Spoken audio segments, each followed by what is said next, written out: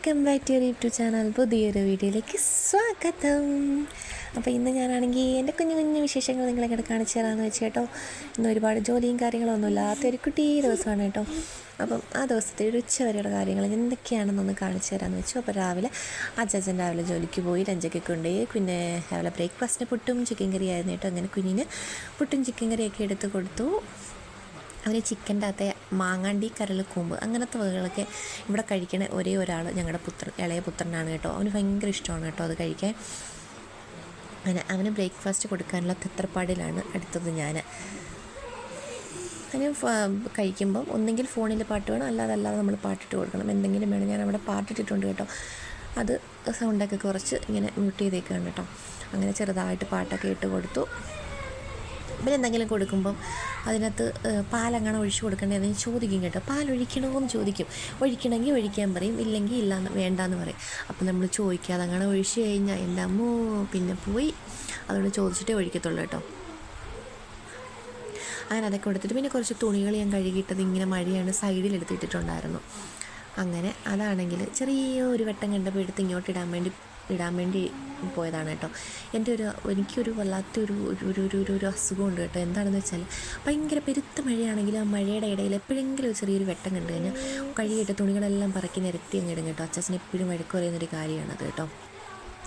ചെറിയൊരു വെട്ടം കണ്ടാൽ എനിക്കെന്തോ മനസ്സിനൊരു സമാധാനക്കേടാണ്. അയ്യോ എൻ്റെ തുണി ഇവിടെ കിടപ്പുണ്ടല്ലോ, അത് ഉണങ്ങുന്നെങ്കിൽ കുറച്ചെങ്കിലും ഉണങ്ങട്ടെ എന്ന് വിചാരിച്ച് പറക്കിയിടും. പക്ഷേ അതിൻ്റെ പുറമേ തന്നെ അടുത്ത മഴയും വരും കേട്ടോ.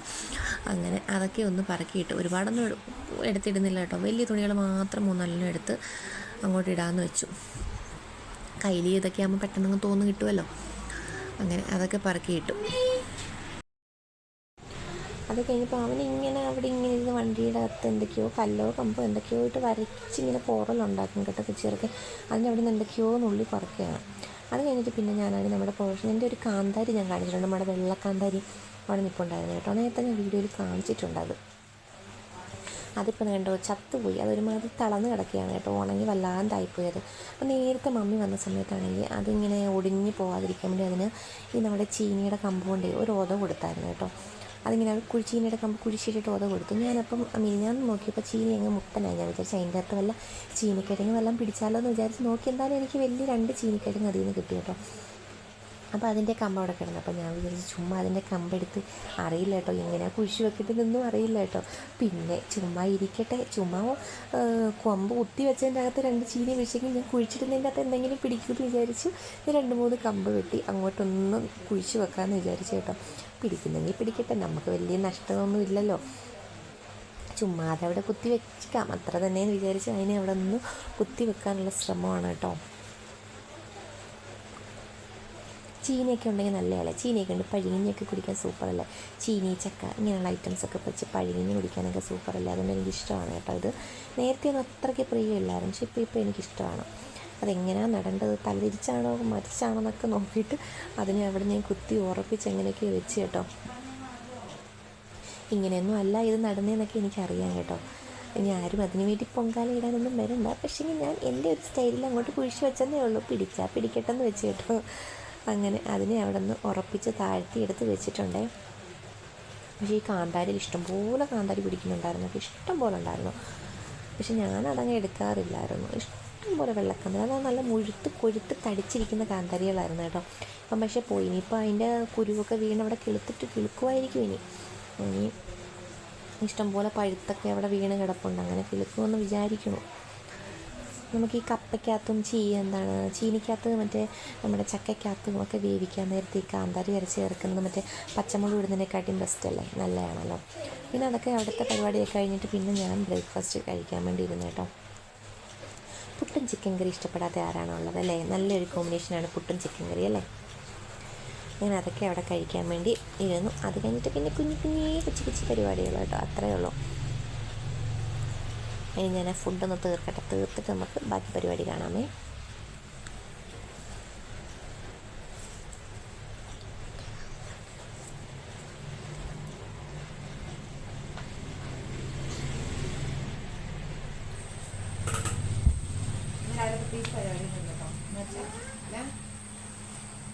ലഞ്ചും കാര്യങ്ങളും ഒന്നും വേണ്ട കേട്ടോ. കാരണം ജോബിയുടെ സ്കൂളിൽ പോട്ടാ.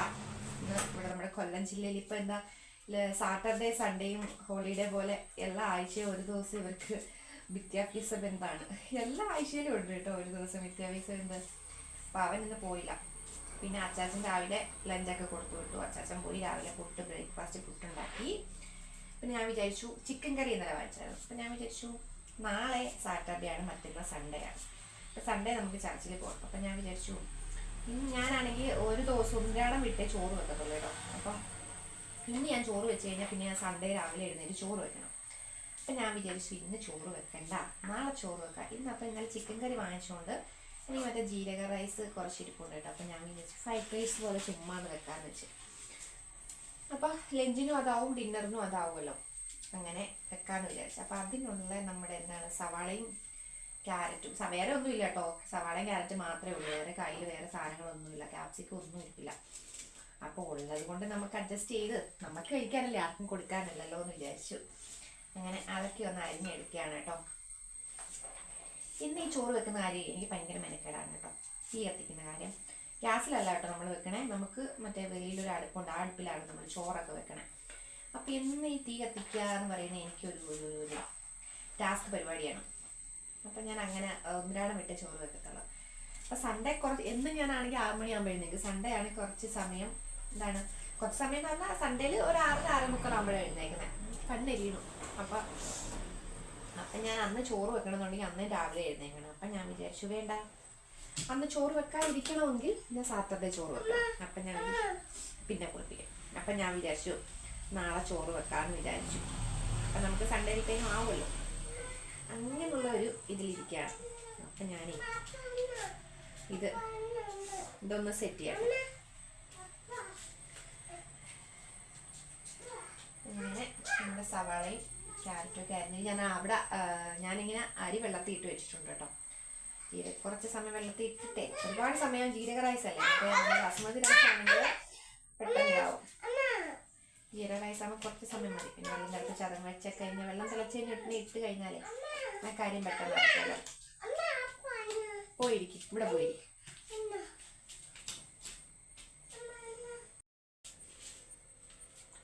പക്ഷെ സൂപ്പറായിട്ട് ബിരിയാണി വെക്കാൻ പറ്റും കേട്ടോ. പക്ഷെ ഫ്രൈഡ് റൈസ് ഞാൻ വെച്ചാലേ അത്രയ്ക്ക് അങ്ങോട്ട് ഇതാവാറില്ല. അതിൻ്റെ കാര്യം എന്താണെന്ന് വെച്ചാൽ എനിക്കറിയാൻ വയ്യ. അപ്പം എന്തെങ്കിലും ഒന്ന് അത് നേരെ ചൊവ്വ ശരിയാവുമെന്ന് വിചാരിക്കുന്നു. അങ്ങനെ വിചാരിച്ചുണ്ടാക്കിയാണ് കേട്ടോ.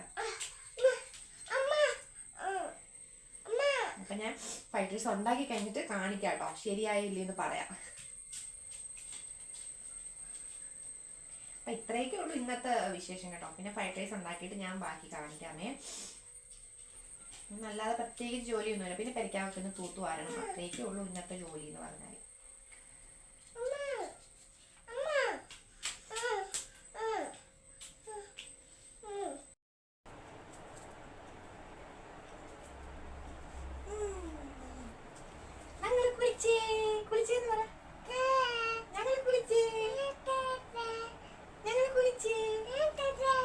ഉടുപ്പിട്ടിട്ട് വരാന്ന് പറ, ഉടുപ്പിട്ടിട്ട് വരാന്ന് പറ.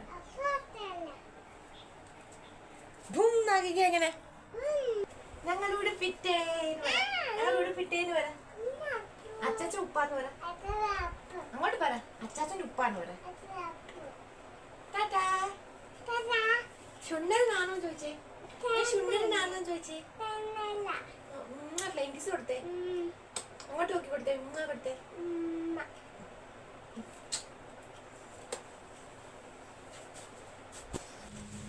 അങ്ങനെ നമ്മുടെ ഫ്രൈഡ് റൈസിനുള്ള ചോറൊക്കെ ഞാൻ വേവിച്ച് വെച്ചു. അതിന് മറ്റേ ക്യാരറ്റും സവാളയൊക്കെ വഴറ്റിയെടുക്കുകയാണ് കേട്ടോ. അങ്ങനെ നമ്മുടെ ഉച്ചയ്ക്കത്തിന് ലഞ്ചിനുള്ള ഫ്രൈഡ് റൈസ് ഞാൻ റെഡിയാക്കി കഴിഞ്ഞു കേട്ടോ. അപ്പോൾ ഇത്രയൊന്നും കഴിക്കുന്നതൊന്നും കാണിക്കുന്നില്ല കേട്ടോ. അപ്പോൾ ഇത്രയേ ഉള്ളൂ. ടാറ്റാ.